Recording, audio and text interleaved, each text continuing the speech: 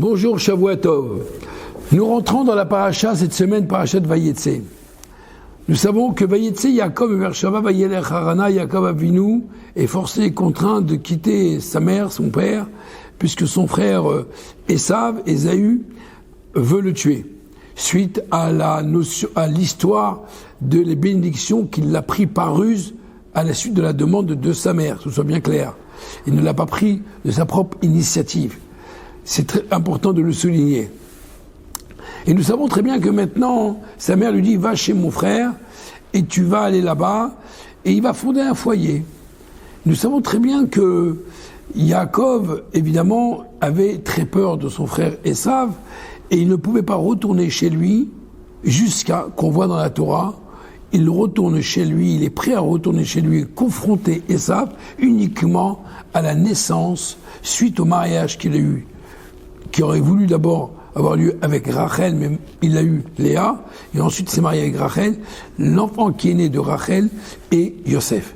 Dès que Yosef est né, Yaakov a dit à son beau-père, voilà, il faut être très clair, maintenant je m'en vais.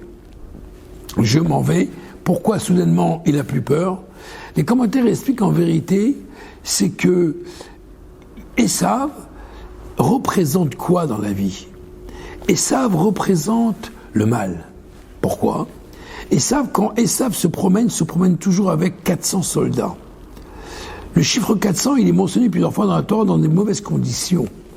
Vous prenez l'exemple de l'alliance que Dieu a fait avec Abraham, ou lorsqu'il y a eu une stupeur, une obscurité qui est tombée sur lui, ou lorsque Dieu a annoncé tous les galères, toutes les souffrances, malheureusement, du peuple juif. Alors à ce moment-là, Dieu dit à Abraham, ton peuple va être exilé, asservi pendant 400 ans. Ils n'ont pas eu 400 ans certes, mais c'était 400. Encore une fois, le chiffre 400. 400 hommes, 400 ans d'esclavagisme. Également, Abraham Avinu va acheter la terre pour enterrer sa femme Sarah, 400 shekels. Encore une fois, le chiffre 400. Le chiffre 400, Ephron, Gematria, chiffre numérique de 400. Le chiffre 400 n'est pas un bon chiffre, qui égare le chiffre numérique de Aïn Ra, un mauvais œil. Esav, c'est quelqu'un qui n'a pas supporté que son frère lui a pris la bracha. Les choses sont faites comme elles sont faites, mais résultat des choses, il ne supporte pas, il n'adhère pas, il n'accepte pas la situation comme telle. Alors il a décidé de le tuer après le départ de son père. La Torah nous raconte qu'à ce moment-là, Yaakov était prêt à confronter Esav qu'après la naissance de Yosef. Pourquoi? Car Yosef, c'est l'antithèse de Esav. Yosef, c'est celui qui a une tova, le bon œil. Pourquoi? Souvenez-vous, dans cette paracha cette semaine, c'est Rachel qui aurait dû se marier en premier avec Yaakov. Mais quand elle a vu que il va le rouler à Yaakov, Lavan va rouler à Yaakov, et il va lui dire ici, on marie d'abord la grande et ensuite la plus petite, eh bien il va mettre Léa en premier lieu. Et Rachel va voir ça, elle s'est dit, ma sœur, elle va avoir la honte de sa vie. T'imagines? Alors, Yaakov, en sachant très bien que son beau-père est un roublard, ils se sont donné un signe. Le signe était Chana, les initiales de Chala, Nida, Adlaka, les trois misotes principales d'une femme juive, la Chala, la pureté familiale et l'allumage des bougies le vendredi soir et les jours de fête.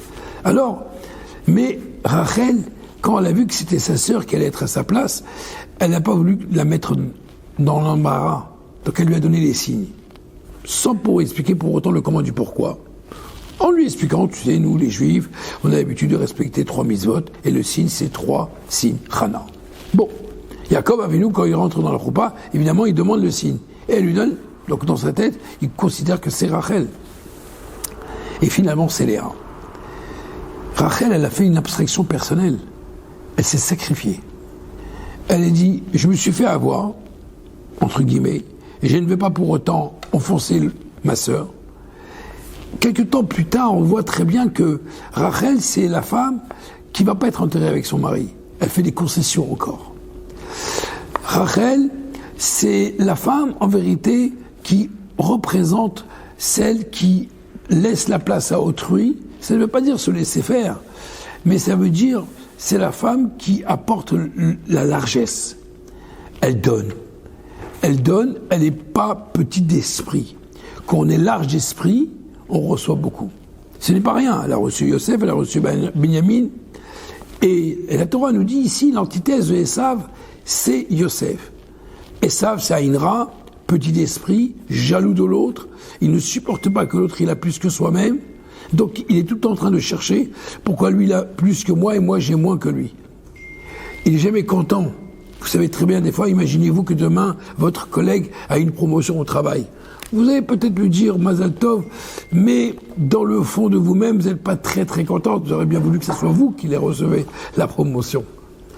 La Torah dit, c'est intéressant qu'au temps du temple, c'est marqué que la destruction du deuxième temple, c'est à cause de la haine gratuite. Et pourtant, il y avait beaucoup de rabbins qui faisaient Torah, Mitzvot, ils priaient, Gimilut Chassadim.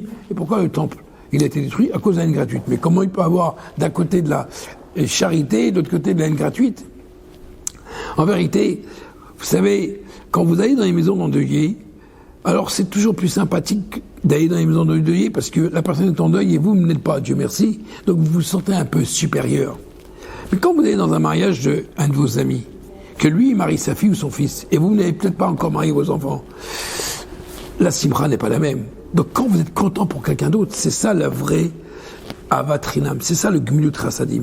Et à l'époque des rabbins, ils avaient peut-être fait beaucoup de charité. Mais la charité, quand il a donné, il se sentait toujours plus élevé que l'autre. C'est moi qui donne. Donc je suis toujours mieux que l'autre. Je suis toujours plus que l'autre. C'est moi qui donne et lui il reçoit. J'ai un sentiment de supériorité. Et ça, c'est la gravité. C'est Yosef, Rachel, sont des personnages que eux, pas du tout. Aïn Tova Yevorach. La Gemara a dit, un bon œil, il est béni, mais il peut Yevarer, il peut bénir. Quand vous avez quelqu'un en face de vous qui est content sur votre sort, demandez-lui une bracha. Nous savons cela. Le vendredi soir, certaines communautés juives ont l'habitude de bénir leurs enfants. Et ils bénissent au nom de Rachel, Léa, Sarah, Rivka, les matriarches. Mais les patriarches, non, ils disent pas Avraham, Yitzhak, Yaakov. Ils disent Ménaché, Ephraïm. Pourquoi? Parce que Yaakov, encore une fois, lorsqu'il va bénir ses petits-enfants, il va, entre guillemets, faire quelque chose encore, une forme de jalousie. Il va créer des problèmes. Quel problème qu'il va créer? À la place de bénir Ménaché, l'aîné, il va bénir d'abord Ephraïm, qui est le second. Et Yosef, a priori, il est un peu contrarié. Son père, il dit, je sais, mon fils, je sais. Mais les deux ne se disputent pas. On ne voit pas que Ménaché se rebelle. Pourquoi? Il dit, ce qui est à moi est à moi. Ce qui doit me revenir, personne ne le prendra. Personne ne le prendra. Et c'est ça, en vérité, Vayetse Yaakov Beersheva. Quand on sait d'où on sort, on sait où on va. Il est sorti du Beersheva d'Eretz HaKodesh pour aller dans un endroit qui n'est pas tellement top. Et c'est un peu l'histoire du peuple juif. Une âme juive, elle vient de très haut, elle descend dans un corps et elle traverse le monde. Elle a des défis, elle a des challenges. Mais nous savons très bien, Béchafti Béchalom. Yaakov a venu le revenu en paix. Et ça, c'est Rachel qui nous a appris qu'en vérité, lorsque nous avons face à nous certaines situations, eh ben nous ont appris, comme Yosef Hatzadik d'ailleurs, Yosef Hatzadik, il a eu, en étant en Égypte, il a été vendu, jeté, bafoué, humilié par ses frères. Et finalement, qu'est-ce qui s'est passé? Il s'est passé qu'il est devenu vice-roi d'Égypte. Il pouvait se régaler quand il a vu ses frères, quand il s'est dévoilé avec ses frères. Il pouvait se régaler, se venger comme il veut. Mais eux, les frères, pensaient cela. La nature humaine, et bien sûr, quand quelqu'un il est très fort, il peut se venger, on le voit dans le monde dans lequel on vit. Dès que quelqu'un il a un peu de pouvoir, s'il peut faire des pots de banane, il va pas se gêner. Mais Yosef, il dit à ses frères, pas du tout. Vous avez pensé au mal, moi je pense au bien. Ce qui doit venir est venu. Mais dans l'histoire, elle est que, aujourd'hui je suis ici. C'est la même chose que lorsque, qu'est-ce qui peut combattre Esav, descendant Amalek? Eh bien, lorsque Moshe Rabbeinu est sorti d'Égypte, la première guerre qui a été confrontée, c'est Amalek. Moshe Rabbeinu n'a pas fait la guerre. C'est pas lui qui a fait la guerre. Il a envoyé Yoshua, qui est un descendant de Yosef, qui est descendant de la tribu de Binyamin, qui est un descendant de cette famille, pour montrer quoi? Que, en vérité, c'est seulement celui qui a une tova, qui a un bon œil, il peut combattre le mal. C'est la raison pour laquelle on dit Yosef, Ben Porat Yosef, Ben Porat Aïn. Yosef, au-delà de l'œil, quand il est large d'esprit, et qu'il comprend qu'en vérité il y a un patron sur ce monde et qui dirige toutes les choses, alors automatiquement il n'y a pas de quoi d'inquiétude à avoir. Ce qui doit me revenir me reviendra, même si l'autre il pense que il me l'a volé. Pour cela, Dieu, il s'occupera de lui, comme avec les frères de Yosef. Yosef fait son job, les frères, ils ont fait ce qu'ils ont fait, ça c'est Dieu qui va gérer avec eux. Et on paye assez cher cette note-là. C'est la raison pour laquelle que notre rôle aujourd'hui, c'est justement, c'est d'avoir un œil ouvert, correct, envers son prochain.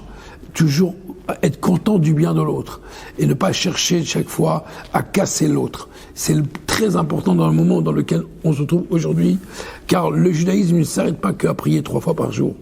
Le judaïsme ne s'arrête pas uniquement à faire une page de Gemara tous les jours. Le judaïsme s'arrête où parfois personne s'arrête, justement. C'est là où il faut marquer l'idée. C'est les midotes, le trait de caractère. Ce que nous apprenons, on doit être touché de ce qu'on apprend. Quand on prie, on doit être touché de ce qu'on a prié. Pour cela, puisqu'on arrive bientôt à Hanouka, si Dieu veut, et comme vous le savez, le Beth Voyage 92 Sud fait depuis 25 ans, 30 ans cette année, nous faisons des allumages dans toutes les régions. En commençant par Montrouge, à Châtillon, à Sceaux, au Plessis-Robinson, à Issy-les-Moulineaux, à Vanves. Toute la région est éclairée par Hanouka. Et encore plus cette année, on doit être encore plus nombreux que les autres années pour montrer notre détermination de ce que nous sommes fiers, de ce que nous sommes, les Hashmonaïm, ceux qui éclairent le monde contre l'obscurité. Donc je demande à chacun d'être présent dans tous ces allumages, que ce soit Montrouge, Châtillon, Plessis-Robinson, Issy-les-Moulineaux, Vanves, Sceaux. Et évidemment que grâce à cela, Bezrat Hashem, en amenant la lumière, eh bien on gagnera face à l'obscurité. Et si Dieu veut, j'espère très bientôt, on entendra des bonnes nouvelles pour la libération des otages et que Dieu protège nos soldats et qu'avec l'aide de Dieu, tous nos ennemis seront éliminés d'une manière absolue et que le peuple juif pourra vivre tranquillement avec la venue du Mashiach. Merci beaucoup.